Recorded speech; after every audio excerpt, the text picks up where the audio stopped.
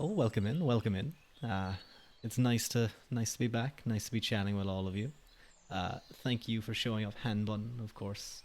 You got to run to the lab, but you hope the stream goes well. Rua's strong. Yeah, yeah. Uh, this is a rest day for me with the gym, but we will be returning to the gym soon. Tomorrow, anyway. So that'll be good.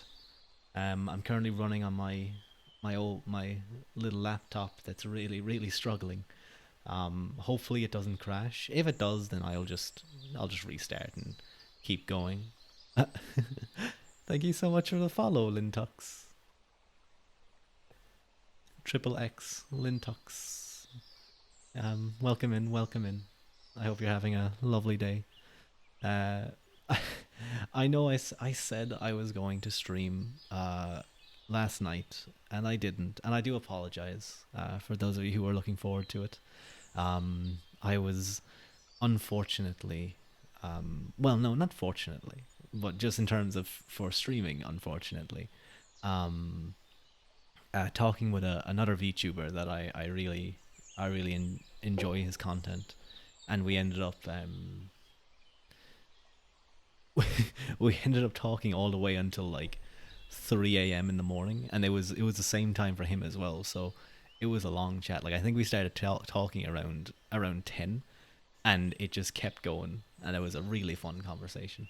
I think it would have made a great like collab chat. Yo, what's up? It's almost 0-0 here. You must be. I th- okay. I'm gonna try and think. Maybe Eastern European, or it might be Middle Eastern, kind of further over that way. Yeah, because like Turkey's in line with like kind of the far parts of Eastern Europe, I think, on the map. But I might be wrong on that now. Um, but I assume it's something like that. Well, no, actually, it would be Eastern in Lithuania. Ooh, very nice, very cool. Um, I'd love to visit kind of that region, um, the Baltics and stuff. Well, no, wait, hang on. Yeah, Latvia, Lithuania, and Estonia. They're Baltics, I'm pretty sure. Um, I always have to be careful when saying things. It's like, wait a minute, am I getting mixed up with something else? And welcome in, Clonk. Welcome in. How are you? Who's that emote? Ecto. That's a cute emote. That's a really cute emote. Very nice. But it's so late for you, Linux. Are you or Lintux? Are you going to sleep soon? I assume maybe you are. And just trying to find someone to do a little bit of ASMR. So if you are, I will try and keep my reading later and my talking a little bit soft, so that you don't get woken up if you're just trying to relax. And I hope your day has been well too, Clock. Uh, Doing random programming stuff. Uh, I will say it was a probably a bad thing to stay up so late yesterday. I had a bit of a headache, but I think it was worth it just spending time just chatting with for so long. It was very fun, very enjoyable. Um, I'm looking for someone to chat, relax with. Not going to sleep anytime soon. Okay, so you're like, I hope it's not that your sleep schedule is a disaster like mine was only a couple of weeks back, and that it's just that this is just how it works for you, that you're up really late. Um, Ever since I've begun certain stuff in life, I've had to my sleep schedule has been forced to be good. So it's a bit of a tough thing to deal with, but we get through it.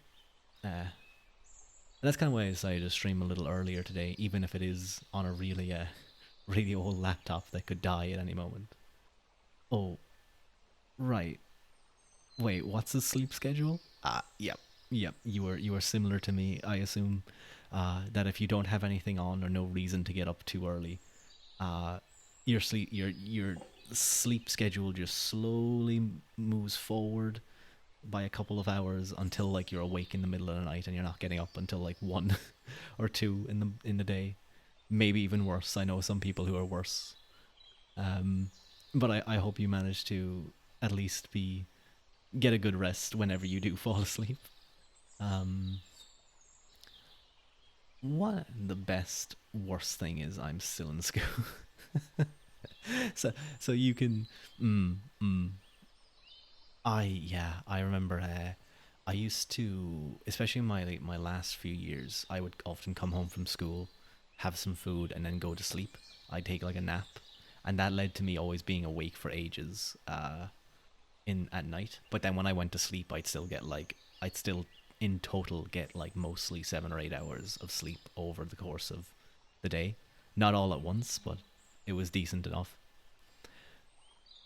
Uh, but I still remember that like some days I just couldn't get to sleep, and then I'd either have to get up with hardly any sleep, or I'd only get maybe 2 hours of sleep. And I often found the 2 hours of sleep was worse. And I don't think it technically was. I'd say it probably was better for you, but like it was not enough. It was not enough. And often, you'd be so groggy and tired, and you'd barely be able to understand or keep your attention focused in school. You just kind of drift through the day and hope no one asks you to do anything. But I hope your schooling is going well. It's not too tough, and you don't have too many exams or essays or stuff that you're keeping on top of everything. For some reason, I sleep for 4 hours, and that's enough for the entire day, which is strange, but volleyball makes everything better. Ooh, very cool. Um, yeah, I do remember when I was a little bit younger, before like my final years, that I could sleep with like 5, 6 hours, and I'd be pretty much fine. Um, and I'm not even someone who drinks coffee, so like I wasn't relying on that to keep me going. So I've no idea. I guess when you're just younger, you have a ton of energy, and now I'm like an old man. But that you do volleyball is really cool. I never really played it. Like you know, we did a few classes of it in PE. So like every year you might do like 5 or 6 like classes of it. It might be you might do it for like 2 or 3 weeks. But I remember like just like it's that shit stung. Those balls stung when you like would hit them. Um, and I definitely feel like it would take time to get good because like you try and bat it up into the air and it would just go left or right, or like you'd want it to go slightly in front and it would go behind you. It was really really tough, but like I guess we didn't get too much time to do it. So the fact that volleyball is like I assume one of your main interests is really cool because I mean I've watched a couple of not like full leagues or matches, but like clips and stuff on YouTube, and just watching what like really long rallies and the spiking and stuff, and oh the saves are so good. Those guys who dive and like are able to save almost anything, or who put like their actual lives on the on the line. That's nice. I'm playing against 16-year-olds for the past 3 years now. I can't even feel the stings. The saves are always so cool. Mm, mm. Uh, yeah, I imagine, especially if you're facing people who are much more developed than you, and much further along in like their playtime, you'd have to pick up quick. But I'm sure you'll do very well. But yeah, yeah, the speed and quickness, and even the ability to just control and keep the ball in a playable area is great. I really enjoyed, like, I think Haikyuu, the anime, was my first kind of real proper introduction to. Um, Also, I should just say, Lintux, um, I would prefer if you don't reveal too much personal information. Things like country is fine, but things like age is a little. I just prefer for people to be relatively silent on that. Just for everyone else's safety. You know, you don't know who might be patrolling around. Not, don't worry. No worries, no worries. It's okay. It's okay.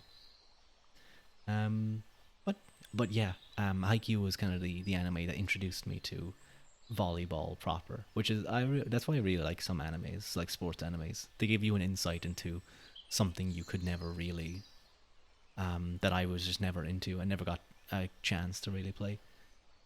Are you waiting for the fifth season? I definitely watch it. I definitely really enjoyed it.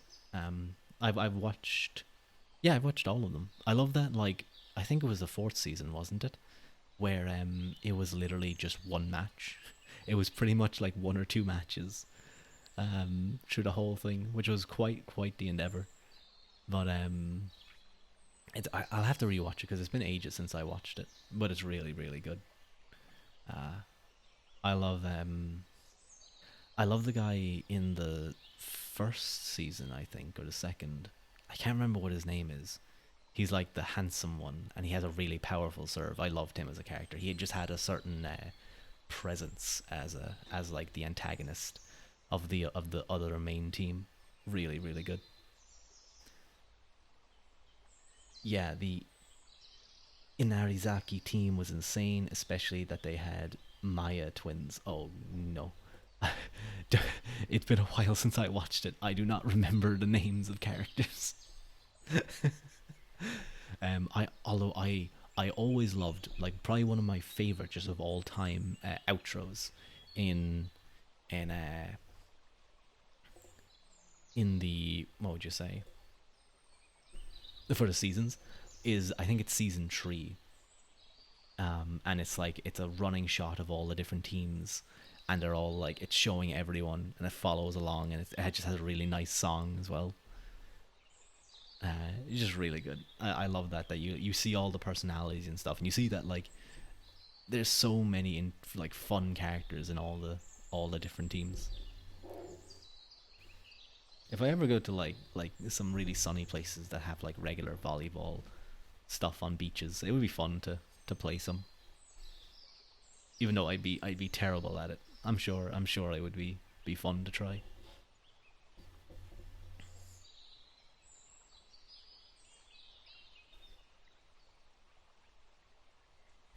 Ooh, where did my chat go? Oh, there it is. Okay.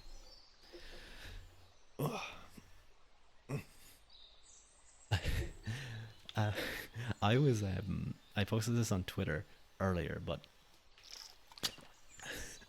I was I was out shopping for suits, and the sales rep who I was talking to came over and was like, we were talking. I was like, oh, I really like this one, and he was like, okay, let me just take a look at you and see like what size you would need. And he was looking at me. He was like, okay, no gut, big arms, big shoulders. You're not like my usual clientele. Let me just go back and think for a sec. Like, I know that the sale reps are they're meant to butter you up a little bit, get you feeling good about yourself, so that they can hit you with the deals, um, with the expensive stuff. But even still, it still got me. It did get me. I have to admit, just the way he did it, it was so natural. I could tell he's a pretty good salesman. But I did get a really nice, really lovely suit, and I actually got well, someone that I knew the person in there who works in there, and I was able to get uh so, oh, thank you, Lintux. Thank you so much. Thank you for the 100 bits. That's so kind. Thank you. Uh, but yeah, what was I saying? Oh yes. Um, but so I was able to get like a nice deal off it. Um, I got like the suit itself was still a little pricey, but like just in total, I got like, what would I have gotten off it actually? How much? I think I got like 12.5% off everything. I think that's roughly how much that would have been. Hang on, let me grab my phone and do a quick calculation. I meant, yeah, let me just, how much was it again? And then I got a certain amount off, so I got,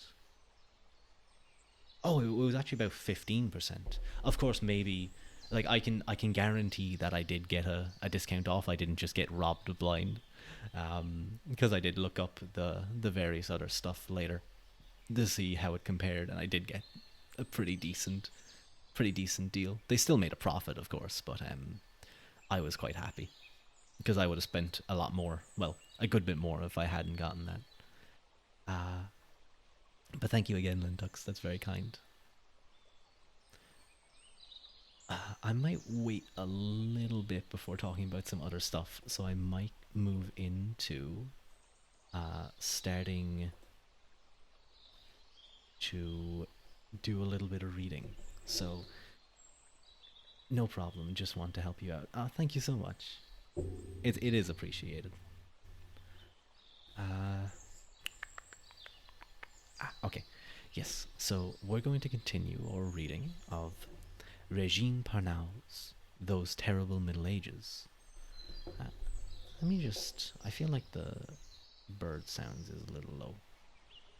Let's get a little closer to the birds. Ooh, maybe a bit too much.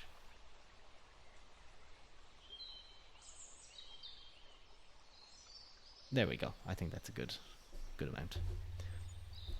So, Regine Pernaud's Those Terrible Middle Ages, Debunking the Myths.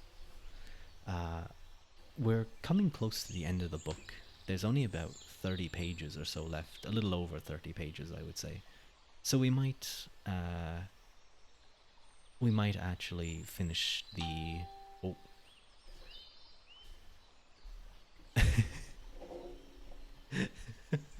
No, no, leave the poor birds alone. That's why we. I'm a professional streamer, guys. I don't leave my phone not on silent. Um, but uh, but no, leave the birds alone. Uh, welcome in, Kankaro. Welcome in, Kankaro King, lonely puppet man VTuber, ogaying me. Why am I getting ogayed? Okay, rat. But we will be doing a little bit of reading, and the so we're almost near the end of the book, probably 30, maybe a little bit over pages. So we can see if we might be able to finish it off today. But if not, I can always finish it off another day. So I think we will begin. Chapter 8: History, Ideas, and Fantasy. A young man of the overly excitable but likable sort appeared at my office in the National Archives one day, wanting to give me, I still wonder why, a biography he had written about the all-too-famous Cathars. Skimming through a few pages led me to ask about his background as a historian. It turned out that, in fact, he had not spent much time looking into the authentic sources, which provoked an indignant outburst. You must understand, when I do history, it is not in order to know if some particular fact is accurate or not. I am looking for what can promote my ideas. That necessitated my reply. Then, dear sir, why do you do history? Turn to politics, novels, film, journalism. History is of interest only when it is in search for truth. It ceases to be history the moment it becomes something else. He left disappointed, and it seems extremely irritated. At least he was honest in his reactions concerning it. That is not always so common. The Middle Ages furnishes a choice field to all those for whom history is only a pretext, a period about which the public at large is ignorant, with a few recognizable names: Charlemagne, Joan of Arc, the Inquisition, the Cathars, the Chazons de Roland, the Troubadours, the Knights Templar, Abelard, the Grail, feudal, which rhymes with brutal, and serfs, making the frogs keep quiet. That is very nearly the average stock of knowledge delivered by textbooks for elementary education. If one wishes to spice it up a bit, one could add the secret of the Templars and the treasures of the Cathars, or inversely, the secret of the Cathars and the treasure of the Templars, in return for which one can promote ideas supremely well, as my young interlocutor wished. And it is done generally with an ease that always surprises us. We poor ones, for whom history is the patient study of often very dry but always concrete documents, traces of events lived by living peoples, and who are little concerned to submit to prefabricated theories or obey predetermined statistics. It is probably one of the major errors of our time, this belief that history is created in our little brains, that one can construct it at will. The attitude of that writer, the director of a history series, what a shame, who, in a discussion about the origins of Christopher Columbus, said to the historian Marianne Monlot, "Your thesis is perhaps true, but leave people free to think as they wish," is perfectly typical. I would undoubtedly have embarrassed this gentleman to be asked the time. If he had responded 8:30 p.m., one could have retorted, "Leave me free to think as I wish. I think it's 3 in the morning." It would be impossible to deny history more ingenuous in mm, it is impossible to deny history more ingenuously or more brazenly.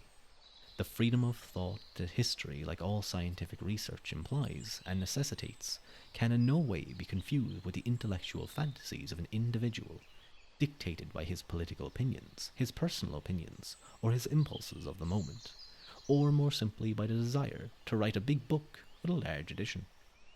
History has its proper domain. It ceases to exist if it is no longer a search for the true, founded on authentic documents. It literally evaporates. At best, it is only fraud and mystification.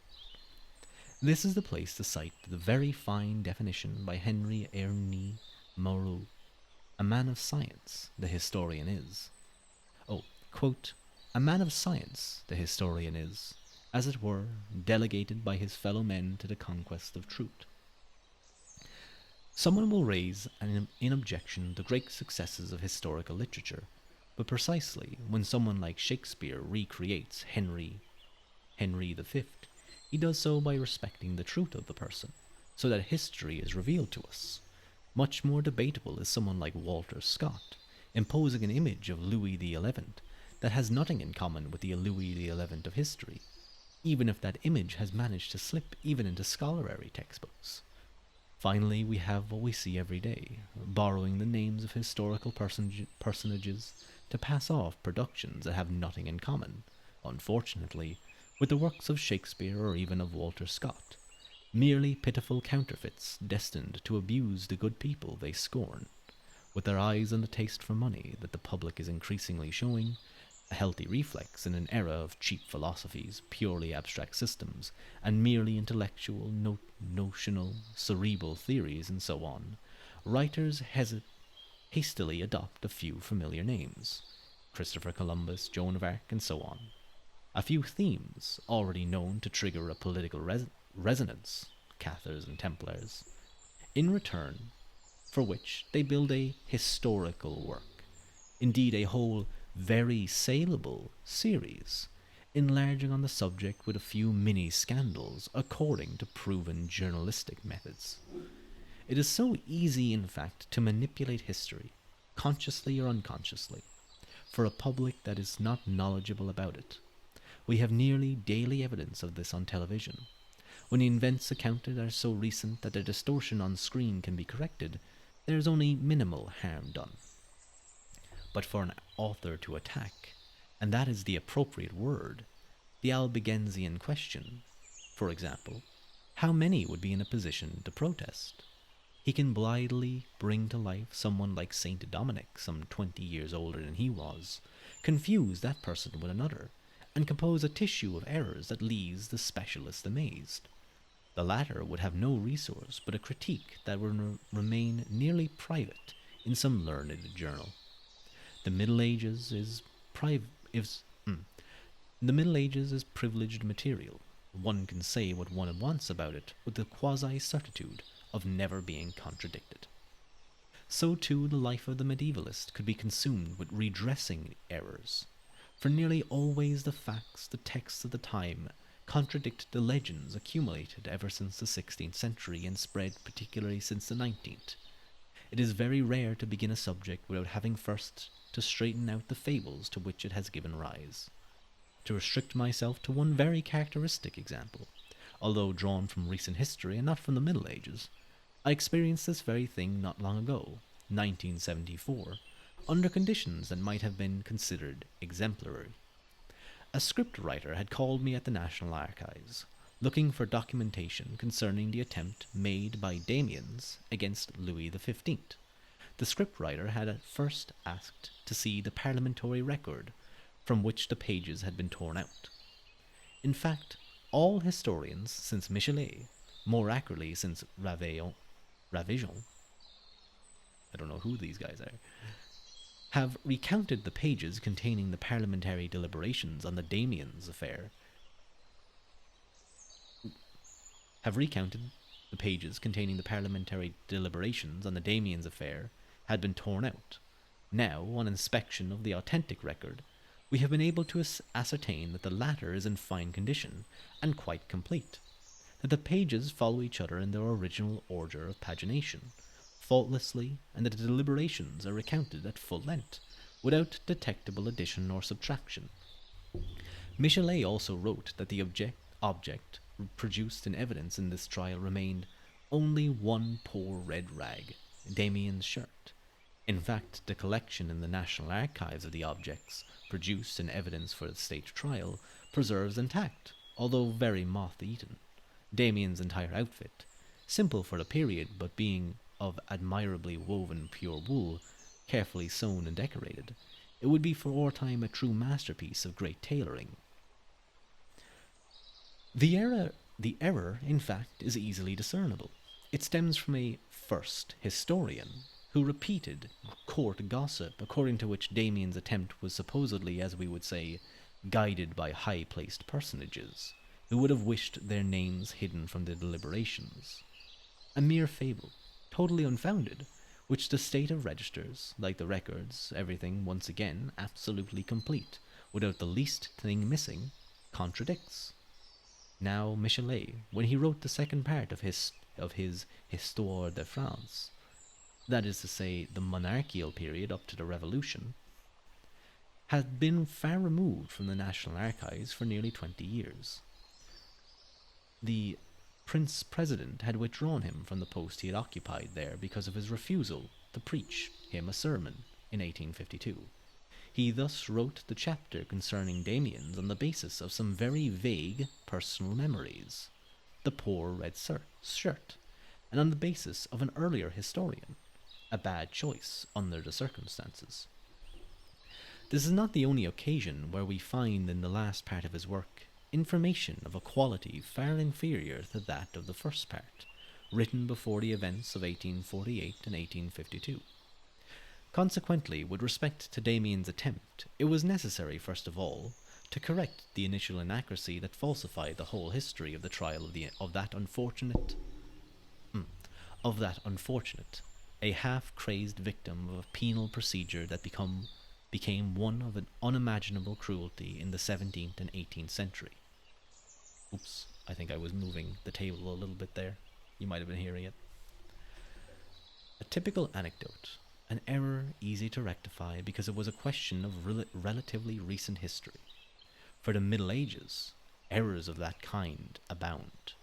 They often stem from the fact that people neglect to go back to the sources. I would recall here one revealing example, and one that this time takes us right back to the Middle Ages. All those who, in our time, have visited Rocamadour, have heard about a Saint Amador, who was none other than Zacchaeus, the publican from the Gospel, converted by Christ, who, coming to evangelize the Goths, or the Gauls, supposedly died as a hermit in these mountains, to which he gave his name, whence Rock Amador. Having had to study in preparation for a congress the Livre des Miracles de Notre-Dame de Rocamadour, whose original manuscript from the 12th century has been preserved, I was able to ascertain that there was absolutely no question of either Zacchaeus or any Saint Amador whatever, all the miracles reported having been attributed explicitly to Christ, or the intercession of the Virgin. From a more attentive study, it was evident that the legend goes back to the 15th century, 300 years after the Livre des Miracles was written. It is explicitly recounted only in literary work that appeared in 1633. Finally, it was admitted into the liturgy only around 1850, in the middle of the 19th century. Hundreds of anecdotes like this could be recounted. Not gonna lie, your voice is really good for calming people. I'm right now studying for a test and I was kind of stressing, but right now I'm calm because of the calm of your voice. I'm really happy to help Lentux. That's really nice to hear. Sometimes I wonder if the way I read might be better suited to just put it into just chatting rather than ASMR, but I'm glad that it's able to make you feel relaxed. I often, when I'm doing study, which I'm doing a lot of these days alongside working, is I'll either have music on, something that I can sing along to, usually if I'm doing questions, or I'll have my own ASMR in the background. It could be both. It could be both. I have given ASMR a try a few times, but this mic is not exactly great for ASMR because it doesn't have as much sensitivity as normal ASMR mics. But I am looking to change that. I'm thinking of maybe getting a Blue Yeti for doing ASMR, or maybe getting a Treadio, but I'm not too sure on that one. It might be a bit of an expensive investment, but we'll see. But no, I hope your study goes well, and don't worry, I'm sure you'll do well on the test.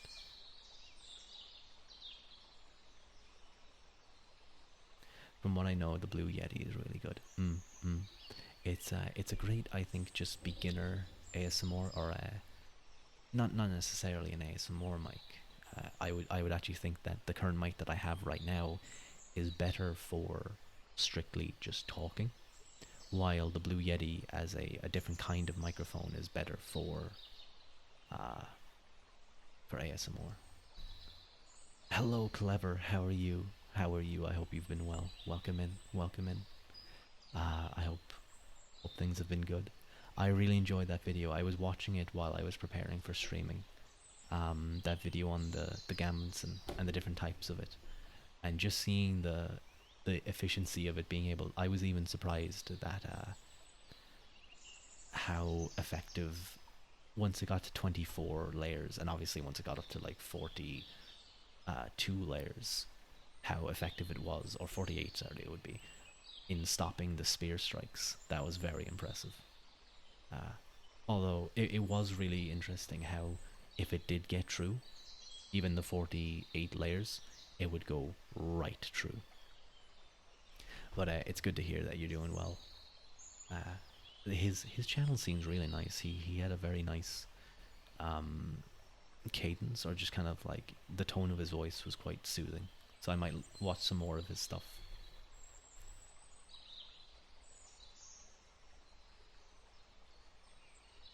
Oh yes. Go back to the sources, but not to any sources whatever, for confusion between literary sources and historical sources is very common.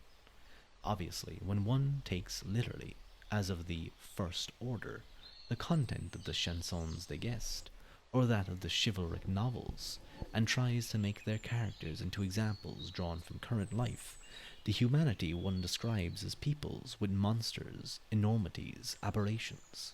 Simple good sense should be enough, it would seem, to rectify errors of this kind. Nothing of the sort. I've been, I have seen commentators, in France especially, persist in taking literary works of pure phantasmagoria. All one can ask of a literary work is to be a reflection of a mentality, not the description of a reality, since less its exact description, or still less its exact description. All one can ask of a literary work. Oh, sorry. The 19th century saw the blossoming of a new genre with the naturalistic novel. Yet one would be completely mistaken if one took Pierre Gorier or Lucian de Rubempré to be historical personages. Nevertheless, that is precisely what some have done with respect to Raoul de Cambry. For example, and yet the epic, like the chivalric novel, is radically different, in its very essence, from the naturalistic novel. The author is no more concerned to copy reality than the sculptor who fashions the characters on the Roman Capitol. In spite of that, one has drawn from the Raoul de Cambry. Let me quickly look up what that is, because I don't know, and she's referencing it specifically. Raoul de Cambry. It's a 12th to 13th century French epic concerning the eponymous Raoul de Cambry, hero's battles to take possession of his fief, and of the repercussions from these battles. It's typically grouped with the rebellious vassals cycle, or the Geste de of Don de Mayence. Sounds interesting. I might take a read of that later.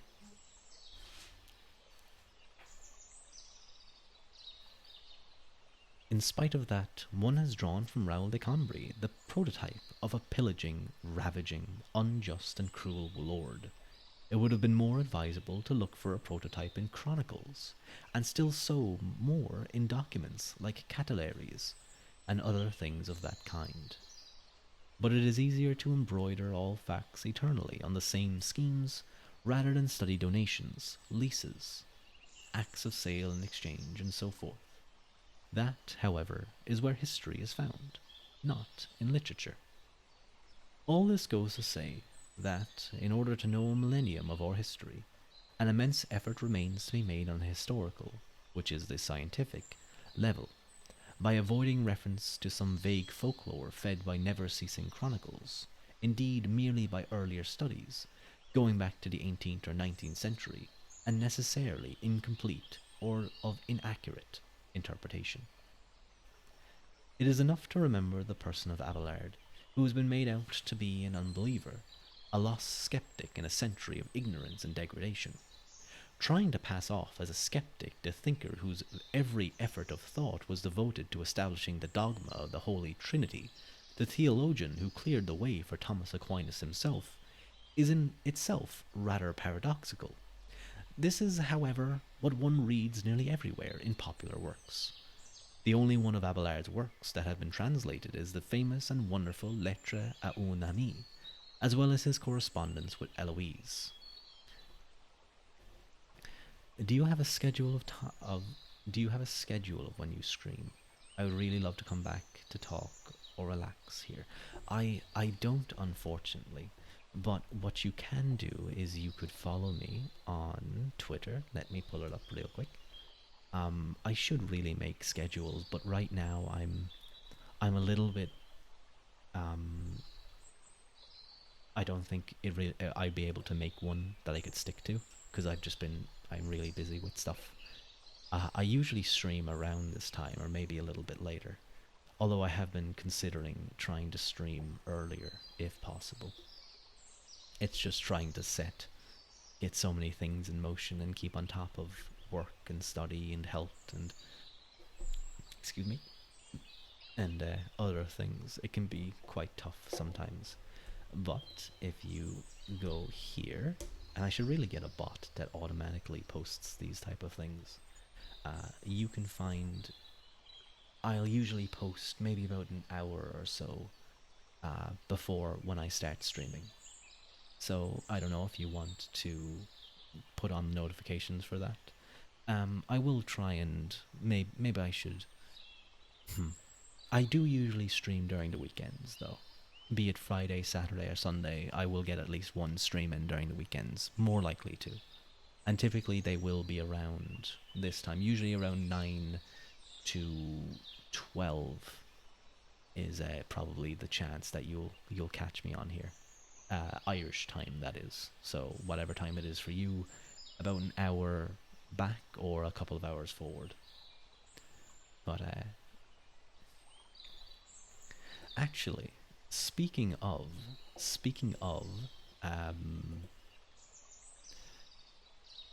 Twitter, I would like to share some stuff, some really cool things that happened recently, and I will be able to pull it up. How many pages do I have left of this chapter? Okay, I think I will pull those images up in a little while. They're just some fan arts, but I will do it after I reach the end of this chapter.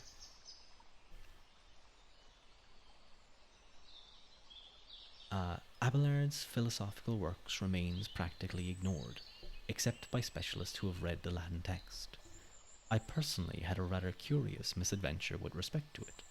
After looking through many others, I opened up his Historia, in a series in which marginal notes had been used to clarify difficult terms, a practice excellent in itself.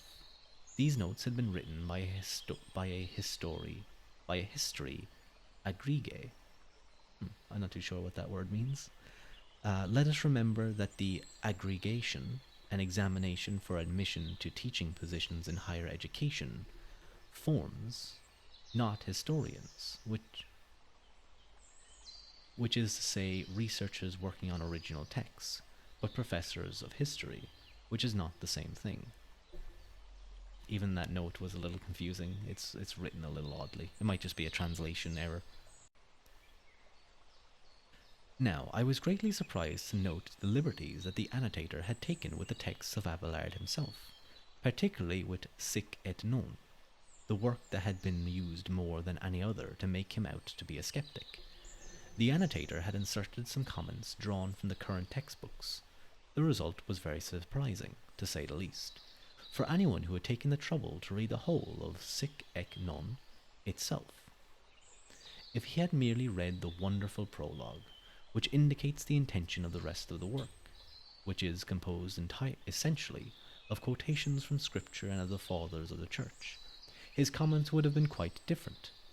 And this is why the image of Abelard that appears in writings differs to such a degree from in his writings differs to such a degree from the one fabricated and spread by historians of the 18th and 19th century, at a time when his work had only been partially published.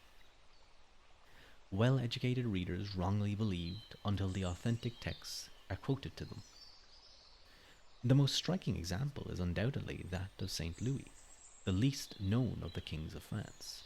It is extraordinary to think that the complete catalogue of the acts of Saint Louis had not yet been drawn up, although such catalogues had been compiled for the kings who had preceded him and for those who followed him.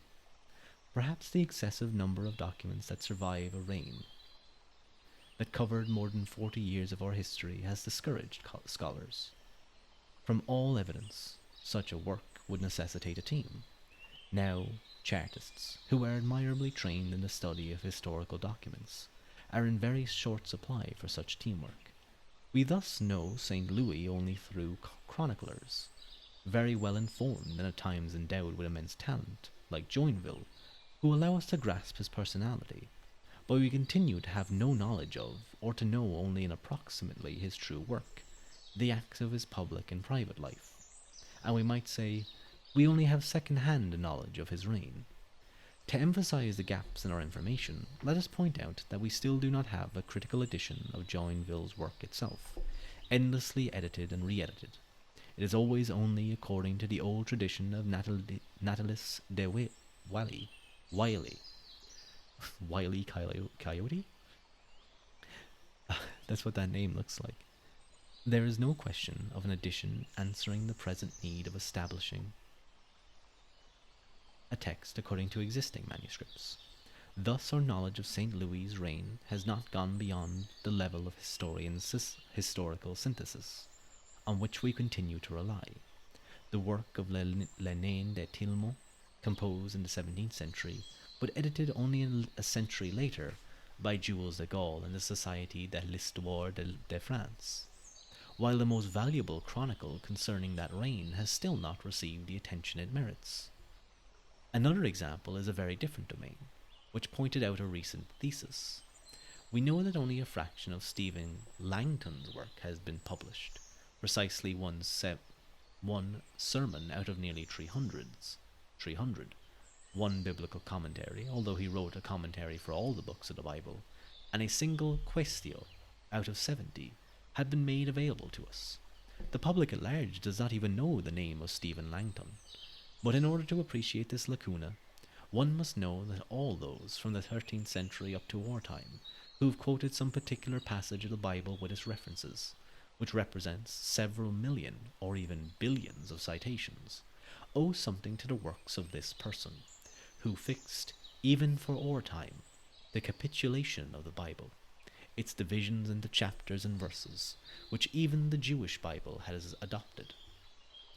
This is enough to express the importance of the one who, after graduation from the University of Paris, was Archbishop of Canterbury and had played a decisive role in the drafting of the English Magna Carta in 1215. I'm going to have to read into this Stephen Langton. He sounds very interesting. Work is certainly not lacking to future generations of historians of the Middle Ages, but some courage will be required of them to carry it out, and also some independence of mind and spirit. We have often received the confidences of graduate students preparing for their aggregation examination to know how concerned we must be on this subject.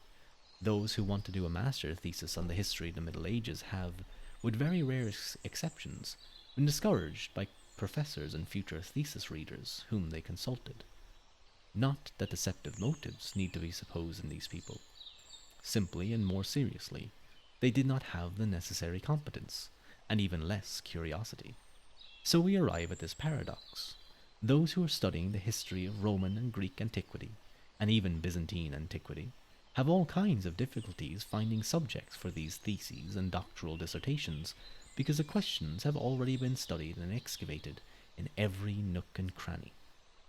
While those who would like to move towards our own history, where enormous gaps, true abysses remain to be filled, find themselves diverted. The same holds true in all fields, not just history properly speaking, the history of people and events, but also the history of philosophy, that of ideas, social history, the history of human groups, history of customs, that of law. The result is this quasi-absolute void one encounters on these various questions in general works, encyclopedias, world histories, and so on, where the medieval period is treated in a few pages.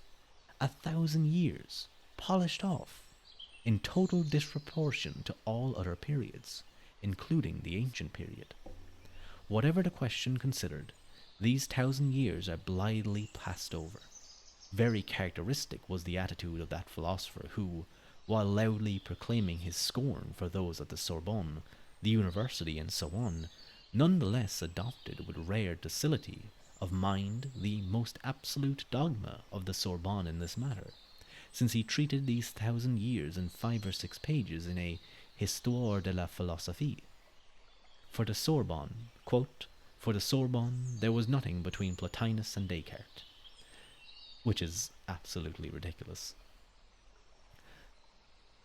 A young student preparing for his aggregation observed to me, one of those who, persuaded precisely that something must have gone on in the domain of thought between Plotinus and Descartes, would have liked to take an interest in it himself.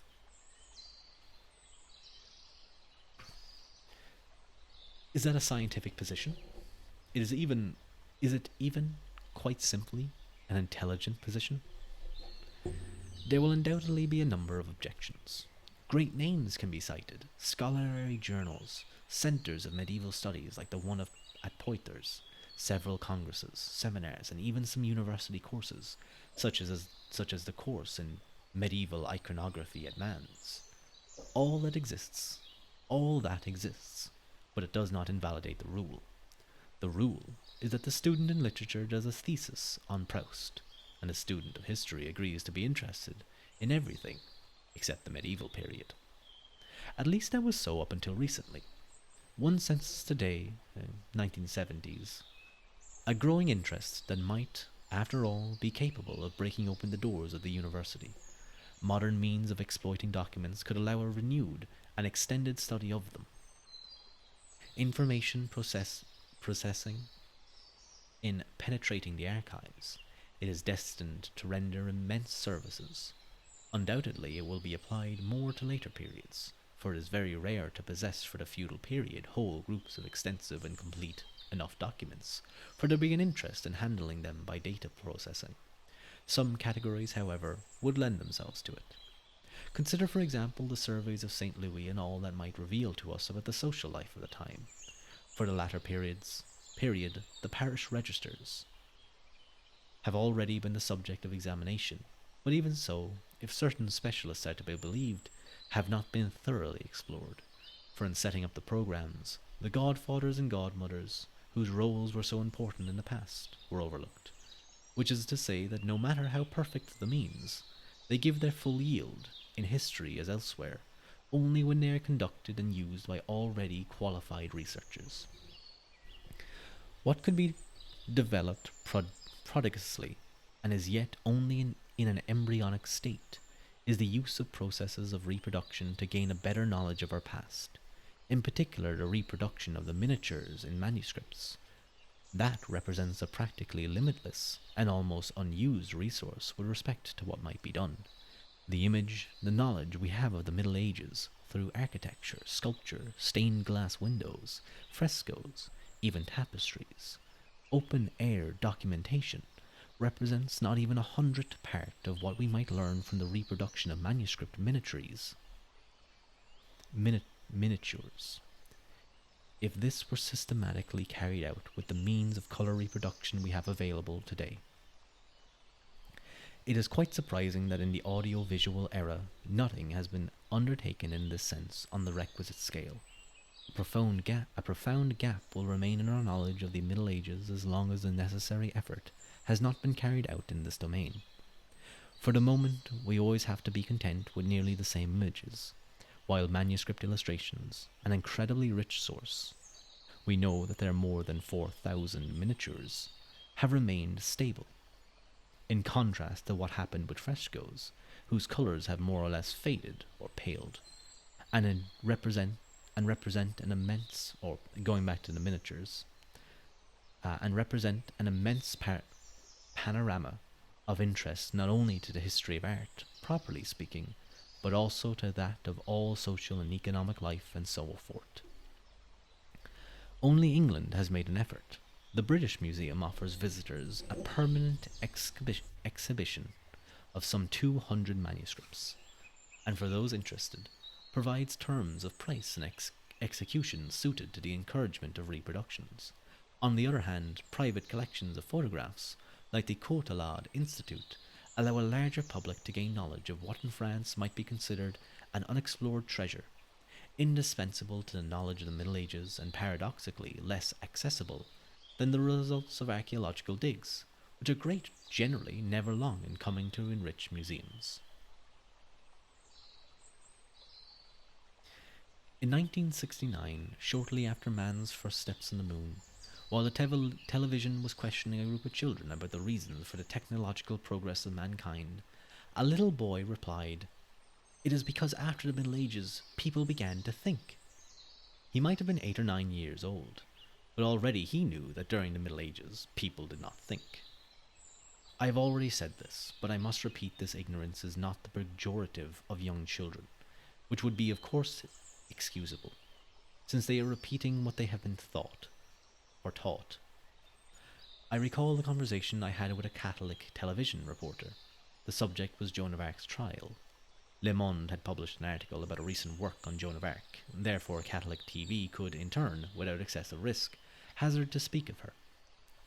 The reporter who was interviewing me asked how the acts of trial were known, and I explained that we possessed the authentic account made by notaries, just as in any judicial action of the period, of the question posed by the tribunals and the replies made by the accused.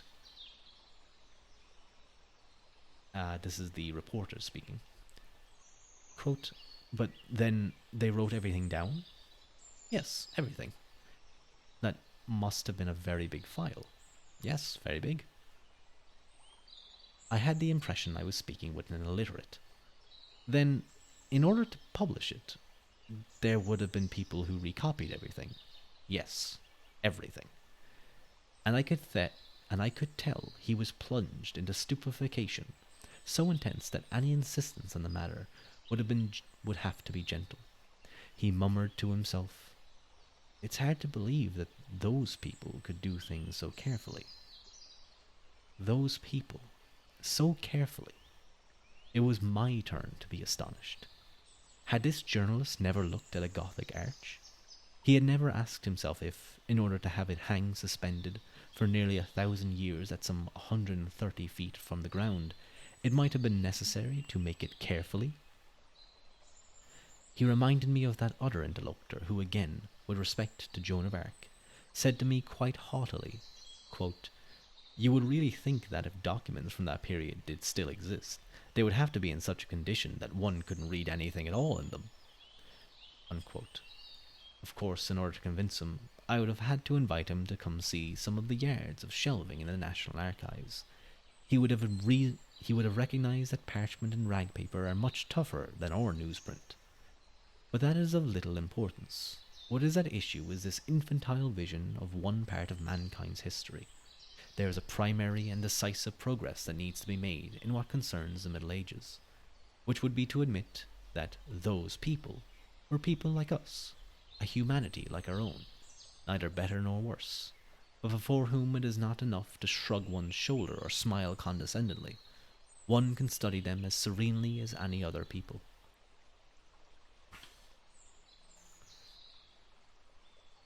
Ooh, there we go. That would obviously imply renouncing the term Middle Ages, at least in designating the whole of that millennium that separates antiquity from the Renaissance. If we admit that many things can happen in a period of over 1,000 years, that should lead us to, insofar as one holds their classifications, let us recognize that they do have their usefulness, a more differentiated nomenclature. Moreover, many scholars have already adopted one, and there is no reason for common knowledge to be so far behind scholarship in a time when considerable progress has been achieved precisely in the speed of communication. We thus could speak of a Frank period, during which what is called the High Middle Ages begins, designating the approximately 300 years that run from the fall of the Roman Empire, 410, if the point of departure chosen is the seizing of Rome by the Goths, 476, if it is the deposing of the last emperor, up to the accession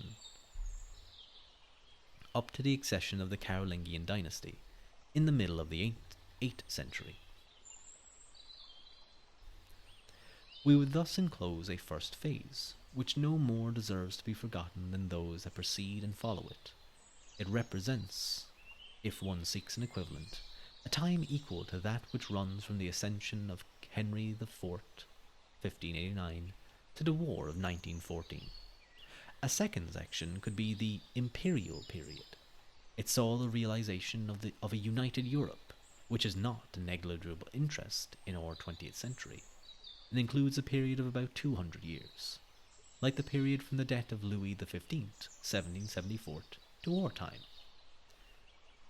From the period of the 10th century up to the end of the 13th century is the feudal age, which itself constitutes a unity, in France particularly, with common and strongly marked traits that characterize those 3.5 centuries, the same stretch of time as between Joan of Arc and the French Revolution. Finally, one could reserve the term Middle Ages for the last 2 centuries. That time was effectively a period of transition between feudalism and the monarchy, from the political point of view, with its violent social, economic, and even artistic changes. We should note that for this last period, and it alone, the summary views of the Middle Ages as a period of wars, famine, and epidemics would be justified. It was precisely to improve these primitive chronologies that we set up, in the course of a colloquium with history students, the silhouette of the man of 1250, to which we contrasted that of the man of 1350.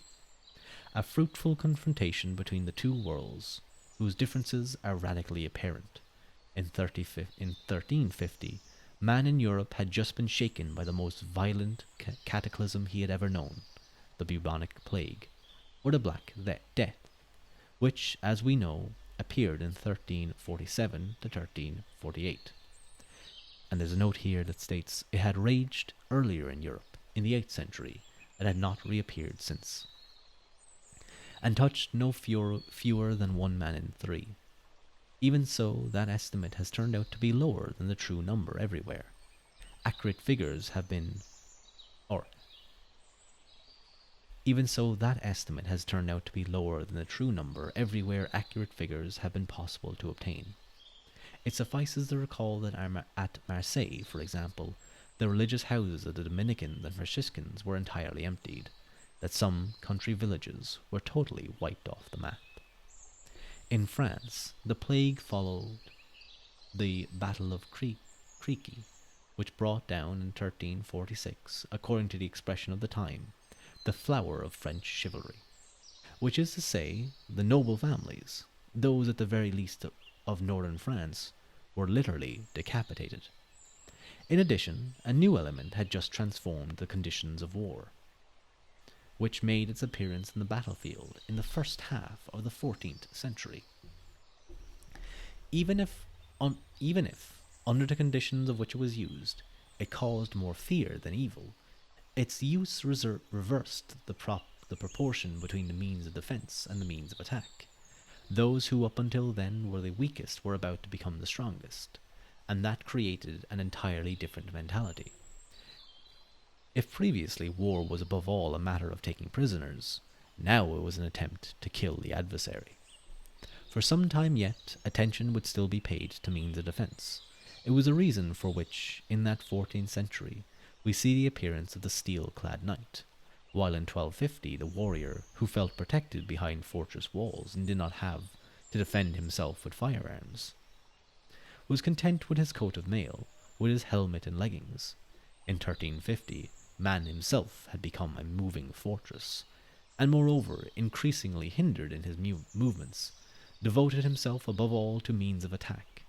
The latter would never cease being perfected up to the time of the great slaughters with machine guns and atomic bombs. Recent studies have shown, in addition, how climatic conditions themselves changed at the beginning of the 14th century. A colder and much rainier climate succeeded a period of warm climate. This undoubtedly accounts for the great famine of 1315 to 1317, which shook all of Europe. It could be compared to the famine that, during the years 74 to 75, desolated the Sahel, not with respect to its effects, since agriculture is sufficiently differentiated in the West for local resources to be utilized, which is impossible for nomadic populations still living a pastoral life, but with respect to its causes. Another, more subtle and probably more radical change came from the progress in the way of measuring time. It was at the beginning of the 14th century that the mechanical clock appeared. Note 7 here. Jean Gimpel does not hesitate to see the period that runs from the 14th century to our own as the era of the mechanical clock. See his work entitled La Révolution industrielle des Moyen Âge. Up until then, the seasonal biological rhythms, the succession of days and nights, that of seasons marked by liturgical feasts, formed everyday life a texture that had nothing rigorous about it, and presented very differentiated contrasts. Thus, the simple fact that one fasted 20 days before Christmas and 40 days before Easter, and that the subsequent feasts thereby acquired their full spiritual and material meaning, presupposes alternations breaking any monotony. Let us add that if all scientific progress owes something more or less to the cutting of time by the mechanical clock and its derivatives, that latter, in return, created a rupture of mentality that had an effect on the man of the 14th century in relation to the one of the 13th century. Precisely as in our time the possibilities of measuring time more and more exactly and rigorously have had just as much effect on the rhythms of work as on athletic events. We could go on, but these few traits are enough to stress the contrasts that exist from one period to another and which render impossible the generalizations to which we are used to co-signing the gaps in our historical education. Thus, wars, famine, epidemics really do characterize these Middle Ages, those of the 14th and 15th centuries, especially in France. Our country went through at that time one of the most terrible periods of its history. Although the wars were sporadic, the famous 100 Years' War included, between 1340 and 1453, approximately 60 years of declared hostilities, affecting only one very restricted part of the territory. Permanent disasters were caused by mercenaries, men of war employed for pay, who found a way of living on the country and whose presence was consequently dangerous for the populations, in times of peace as in times of war. To get a sound appreciation of the situation, and with some respect, one must recall that in 1958 the French army had been active, according to the customary euphemism, for 52 years, since the beginning of the century. The modern army is composed of resources from the whole nation, in contrast to what happened in the Middle Ages, when the soldiers were voluntary. All that obviously does not mean that the feudal age was exempt from the difficulties that afflict mankind in all times.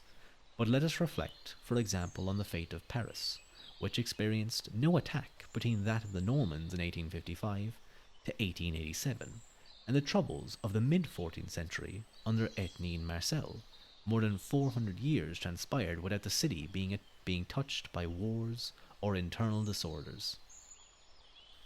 If we compare that with what has happened in Paris from 1789 to our own day, it is necessary to dwell on the total number of successive revolutions, attacks, foreign occupations, without forgetting the cholera of the 19th century and the Spanish flu of the 20th.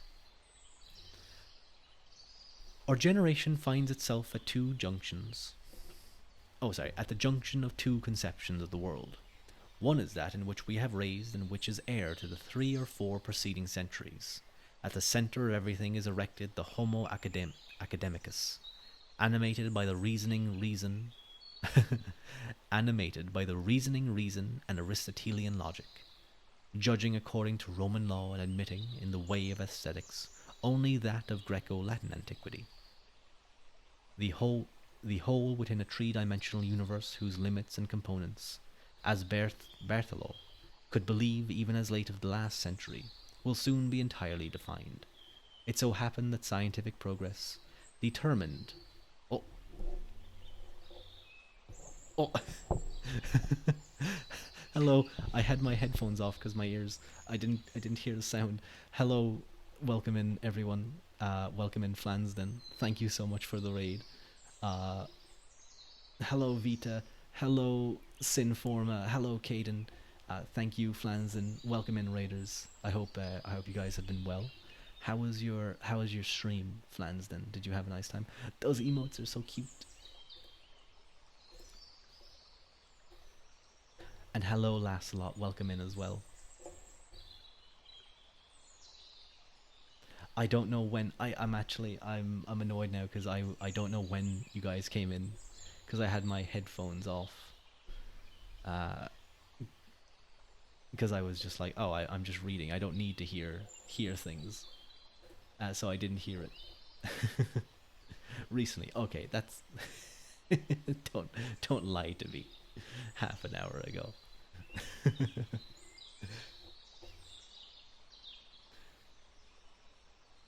Hmm. You guys are trying to trick me,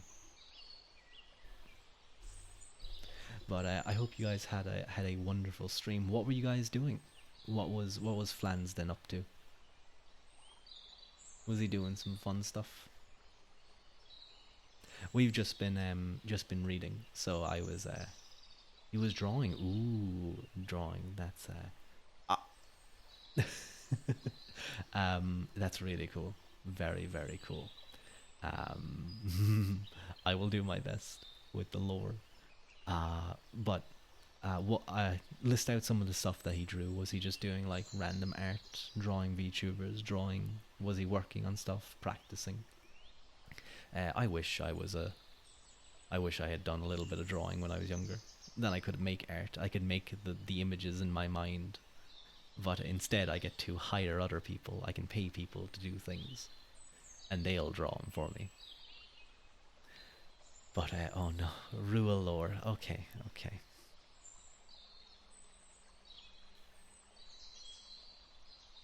Hmm.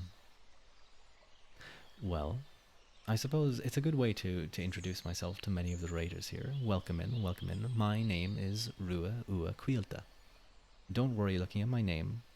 That's how you pronounce it. Don't worry your head about it. I am a half human, half Tuatha. Now the Tuatha are the gods people, of that inhabited Ireland before the Gaels arrived, or the Milesians. My father and mother, or well, my father is a man of incredible talent who could uh, collect in very quick succession sands from all four corners of the beaches of Ireland, as he did with the Connacht King in a competition where the Connacht King was looking for the fastest man of Ireland. And my namesake, Cuilta, accomplished this task. My mother, who I will keep nameless for now, but I can state that she is a uh, she is the daughter of one of the higher dynasties of the Tuatha Dé, the daughter of the now king of the Tuatha Dé, who was the son himself of the, uh, let's just say, the equivalent of Zeus at that time.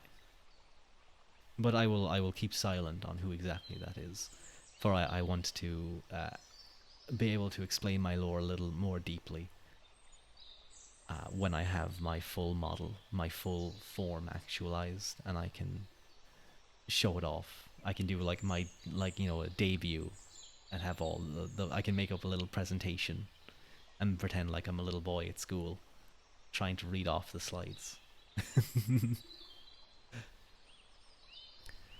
But I hope everyone's been well. I love that the the waving emote, the new Uo emote, the one that Sinforma sent. It's very cute.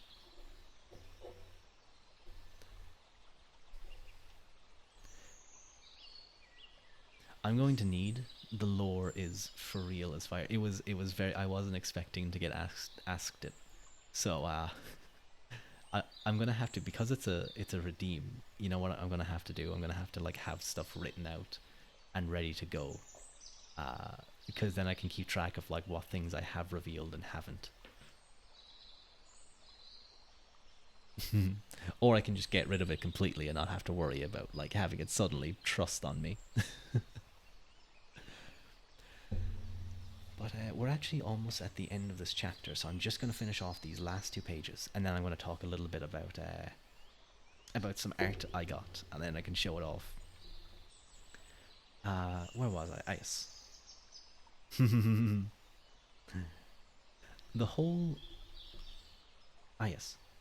It so happened that scientific progress, determined by scientists contemporary with Berthelot, brought about a shattering of that vision, without even referring to the scientific acquisitions of today, a time that in fact goes back to the end of the last century. Whether it is a matter of relativity, wave mechanics, the notion of space-time, or more simply the means of exploration, pushed beyond anything that might have been foreseen only 100 years ago, it is enough to note around us the annihilation of what one could call the classical vision of the universe. We see this classical vision, that which could be said, very summarily, to come to us from Aristotle through St. Thomas and Descartes, being born in the Middle Ages. It was in the 13th century that Aristotelian logic, Aristotle thought, or retaught by the Arab philosophers, was a little at that time like Hegel and Ors for the university world. I'm guessing if it's in the 70s, it's like the main one, I suppose. I'm not too sure what she might mean. I'm not too familiar with Hegel. Not without so This Aristotelian logic was, not without some effort, adopted by Christian philosophy. It was in the same period that a synthesis was worked out, glimpsed by Abelard, but led to its conclusion a century and a half later by Thomas Aquinas and his master, Albert the Great. Still, it is a pure optical error to see in this a system of thought dominating the 13th century. On the contrary, at the time, it had the effect of a kind of foreign body that one tries to expel. It was only much later that Thomistic thought would be fully adopted. At the time it was formulated, it was far from asserting itself. Let us recall that in the same 13th century, Robert Grosset founded not only a whole aesthetic, but an order of knowledge on the study of light. And what is to be said of those thinkers of the preceding century, the 12th, who gave life to the school of Saint Victor in Paris? Don't your feet get wet? No, I'm standing on some rocks. Don't worry. I'm fleet-footed. Uh, you should know that. Well, you wouldn't know, but one of the trials of the Fianna. I forgot to say that in my lore. Um, One of the trials of the Fianna is to I'll be fine. Is to run through a forest uh, without breaking a single twig underneath, or breaking one off the branches of trees. And as being a member of the Fianna, such a task was completed by me. There are other tasks that are required, and as well some other what we would call gace. Gace. What would be the plural again? Gaeus, anyway. Gaeses, which are essentially um, promises or oaths that we take, often under threat of death if we break them. But welcome in Momomo. It's a Momomo, Momomo, Momomomomo. It's great to see you. Welcome in. Without failing any need to rely on Plato or Aristotle, but not ignorant of them either, at least in part, Hugh of St. Victor placed at the beginning of all contemplation that of the beauty of the universe. He assigned movement as the primary element, the source also of aesthetical pleasure, the movement of winds, waves, stars in the heavens. He presupposed the beauty invisible to our senses. Are conceptions of this kind not closer to the scientific as well to the artistic vision of our time than the one governed by the hope to reduce man to the world and the world to definitions and classifications? An exposition that took place at the Museum of Paris in 1974 showed photographs obtained by the electronic microscope. Nature multiplied by 10,000. It gave a totally unsuspected vision of the universe, curiously close, moreover, to that of so-called abstract art in its best productions, of very beautiful strips that evoked a cultivated field or a forest, or a wonderful geometrical construction, turned out to be, upon consulting the label, a cutting of hair, the tip of a bug's foot, the surface of a gnat's eye. One need hardly say that this was very far from the Cartesian universe, but certainly Hugh of St. Victor or Isidore of Seville would have walked with delight in the universe revealed electronically. Who was it? Who was it who said, in this vein, that the classical period was the one where man placed, at the beginning of all knowledge, doubt instead of wonder? Today, the electronic microscope, like the voyage of the astronaut, could reconcile us with a time that, by instinct, accepted wonder, that did not refuse those qualitative leaps. The expression is that of Maurice Clavel, referring to Kierkegaard, that the categories of classical knowledge logic rendered inadmissible. It is very probable that coming generations will be astonished that we could be so long a time exclude that we could for so long a time exclude a whole period of our past, and precisely the one that left the most convincing traces of itself. Would it not be time to put an end to that systematic lack of curiosity, and to admit that one can study in the field of human sciences, with neither scorn nor complex, those thousands of years of our history that were something quite other than a middle term? Vow to not break a taboo sort of thing. Yes, that's pretty much exactly. Why would I be afraid of the guy who can't even break a stick?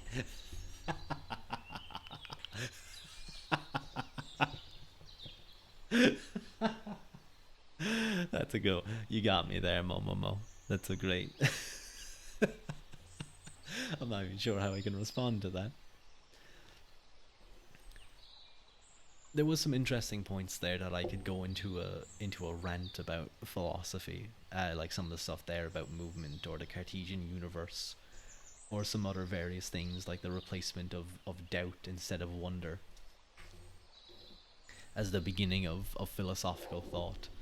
But I think I will let you guys not have to deal with that for the moment. How many pages do I have left? I have one, two, three, four, five, six, seven, eight, nine, 10, 11. Ooh, that's a bit of a while. What time is it? I think I might. Let me think. I think I'm gonna end. I'm not gonna end the stream yet. But I think I'll end the reading of the book later, and I will finish it another time. But right now, what I would like to do is I would like to show off some of the fan art that I've recently gotten. That it even feels weird to say that because um, the thought of someone doing that is quite surprising. But I've had some really lovely stuff today. Oh, thank you, Lintux. I actually could definitely use a stretch.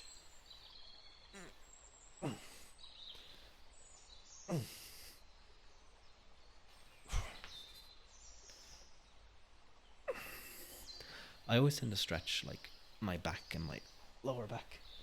That's why I think I keep a lot of tension.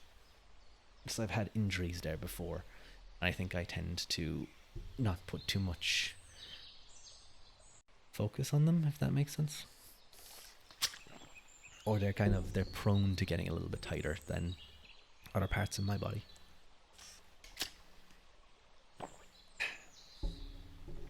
But let me quickly find where the hell I uh,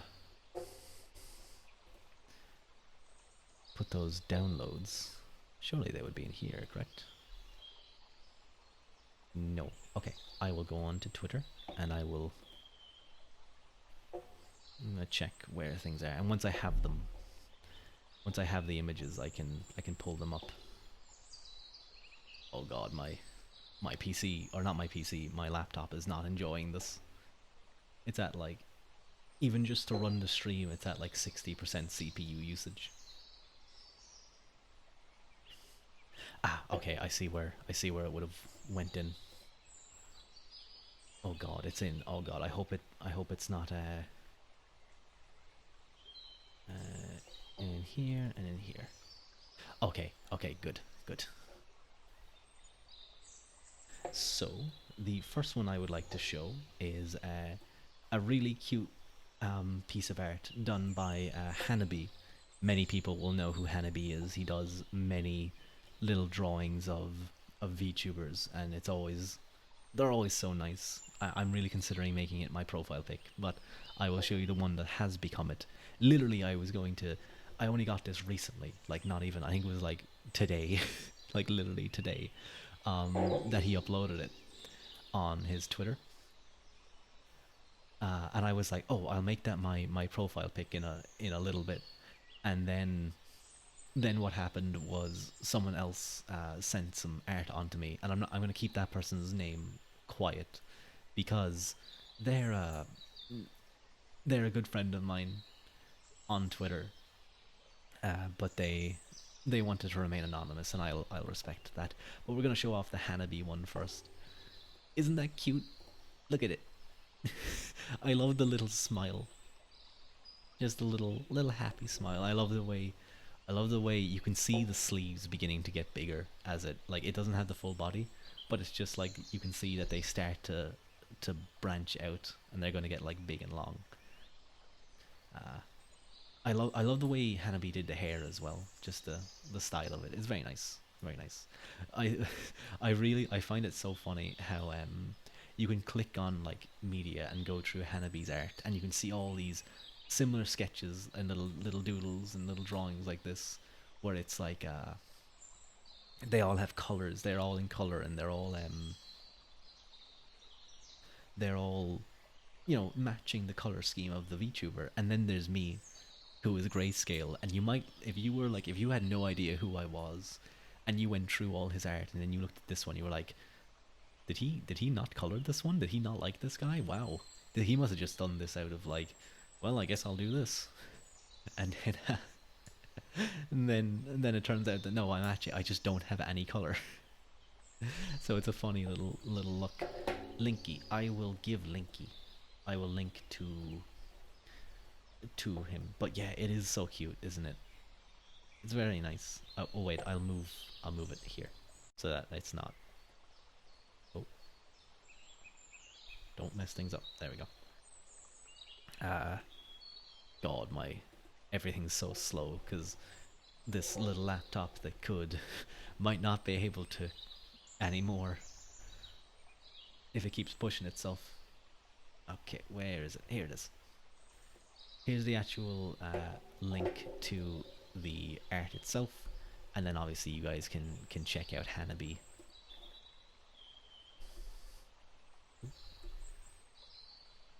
There we go. So that should take you to the art with the actual image. It's really cute. Your laptop is going plus ultra. Mm. It's an old MacBook from like 2011 or something. It's so old it can't even run the Steam anymore. They disallowed the OS version on it, the Mac OS, and it's such an old laptop that it can't upgrade to the next one. It's just like it doesn't allow me to.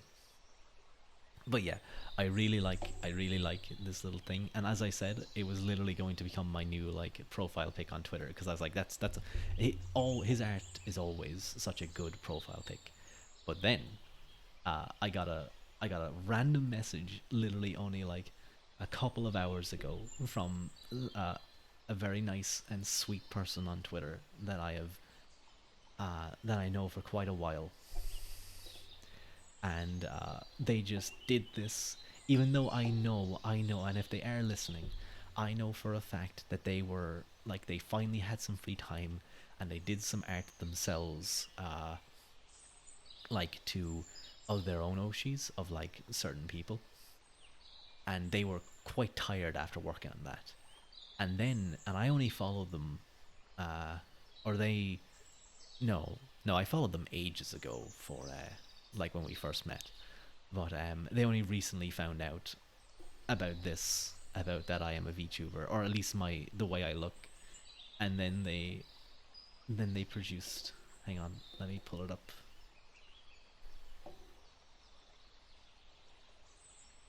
Oh god, that's really big.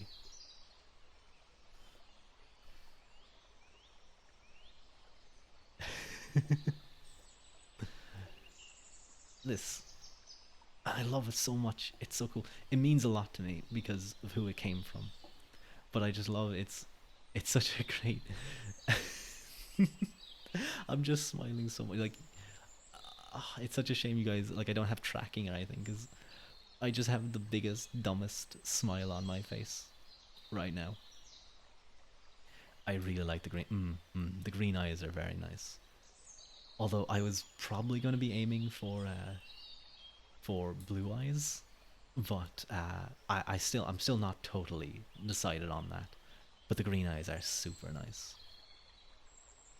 Hey, Abo Sam, welcome in, welcome in. I hope you're well.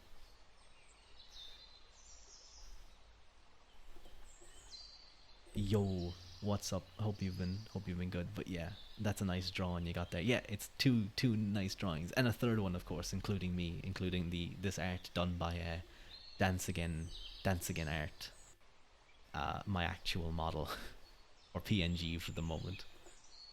But yeah, I love all three of them. You're all right. That's okay. I hope it's like a. Ooh, I should probably have my alerts up top just in case I miss anything, because that wouldn't be good. I like the one on the right. Oh yeah, the little cute one. Yeah, it's very cute. This one almost has like I feel like the one by my friend, the gifted one. It's almost like a date with Rua. Like I'm sitting across from the table with you just chatting. I love the way the hair is just kind of slightly resting on the hand that's by the chin. It's really nice. All right, I think I'll go try and sleep. Good luck. Thank you so much. Thank you for joining Lintux, and thank you for being active in chat. That's super appreciated. Have a lovely sleep, and I hope your test goes well. I'm probably going to be finishing up soon anyway. But yeah, I just wanted to share some of those. Goodbye. Good night. Good night. Sleep. Sleep well. Take care. Yeah. So, I love both of them. I love both of them. I'm so happy. Although I'll feel bad. I'll feel bad when I do get like my proper model, and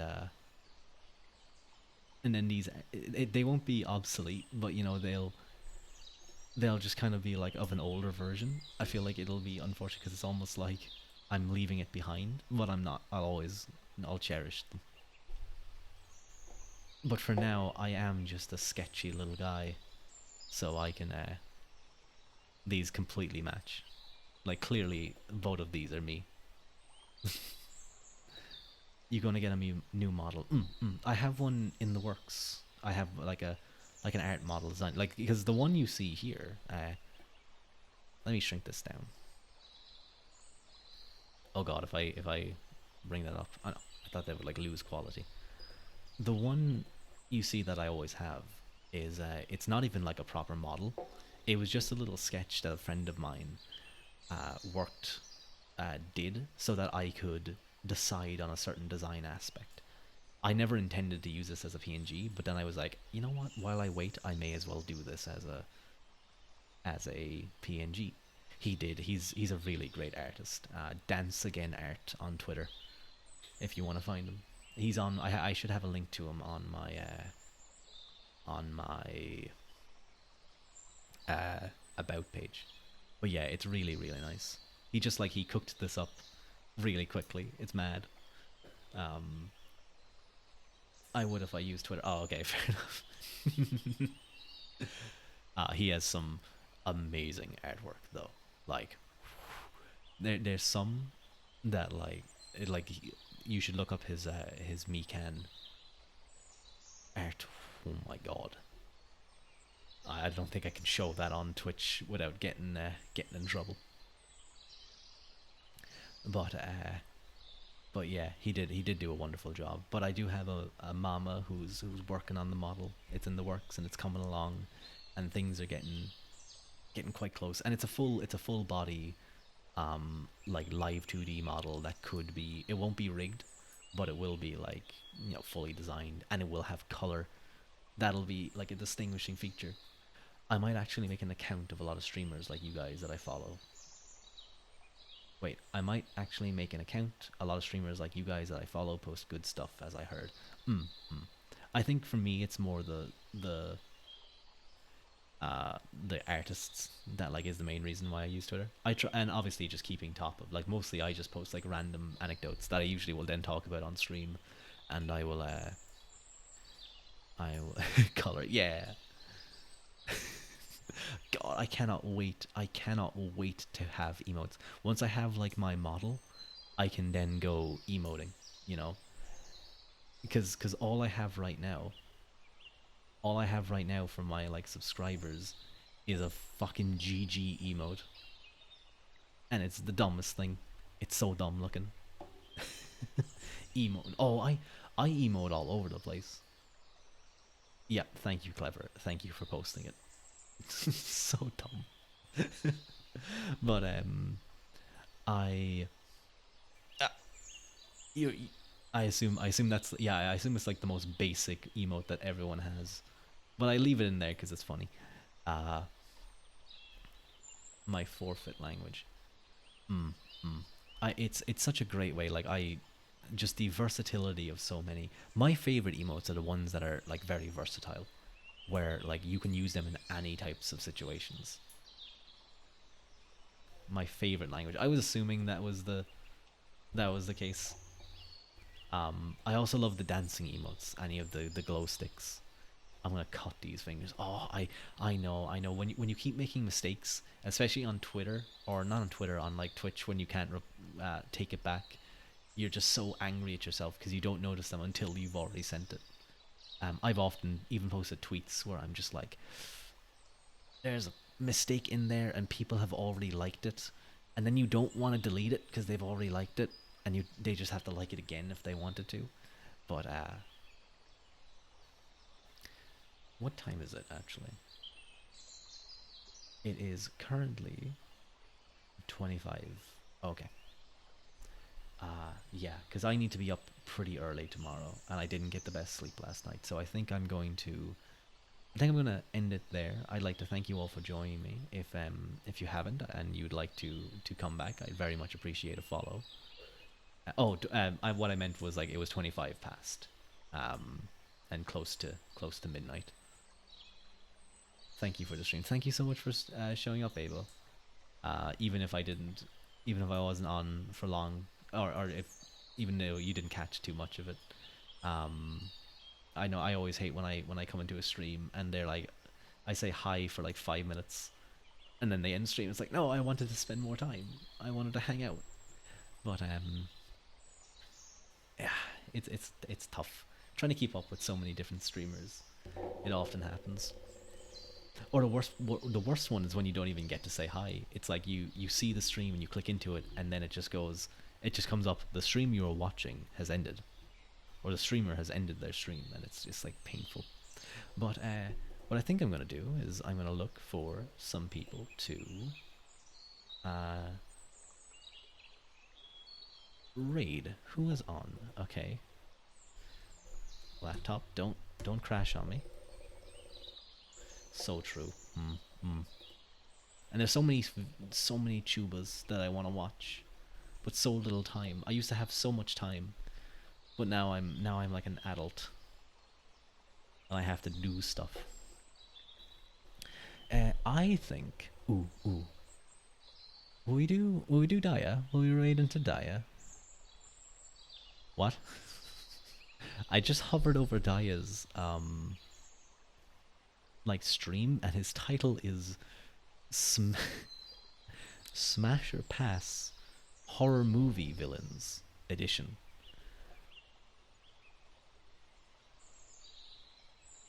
I think that's a great idea. Yep, let's raid into Daya. Wait, let me just make sure he's not about to end stream. That would be very ironic. That would be very ironic if I raided into him just as we're talking. Hello, Musbrook. Hello, I hope you're well. Thank you, welcome in. But unfortunately, I'm ending stream. I'm sorry, Musbrook. Thank you for joining though. Uh, I don't think he is ending stream, but it's just taking in. This this MacBook is not going to survive much longer. Yeah, I think we can probably raid into him. I'm gonna pull him up on my phone because that'll be easier to follow. Wow. Okay. I'm heading to bed anyway. Thank you so much for joining. Laughs a lot. Always appreciated. And hello, Alkinair, as well. Thank you for streaming. Excuse me, I've been lurking. That's okay. That's absolutely fine. I ride. I know. I'm sorry, Musbrook. It's always so painful. The art is gorgeous, isn't it? I love both of them. This one is almost. I'm like too pretty in this one. I feel like I'm on a date with you and I'm sitting across from the table. I give you that look, and you don't know what that look means. It might mean that I'm gonna take you back somewhere, or it might mean I'm about to tell you about my latest philosophical book that I'm reading. And both of them are highly entertaining. Both of those options are great. um, but do give Hanabi some love on his tweet on this. But we're going to raid into. Let me just get rid of these. Remove and oh, remove. Take care, everyone, and we will. Hang on, I need to get the actual raid. I need to raid it. I need to actually raid him. There he is, Daya. Okay, so that'll be all from me. Thank you, everyone, for joining. I hope to stream again soon. If I can, I will try and stream during the week.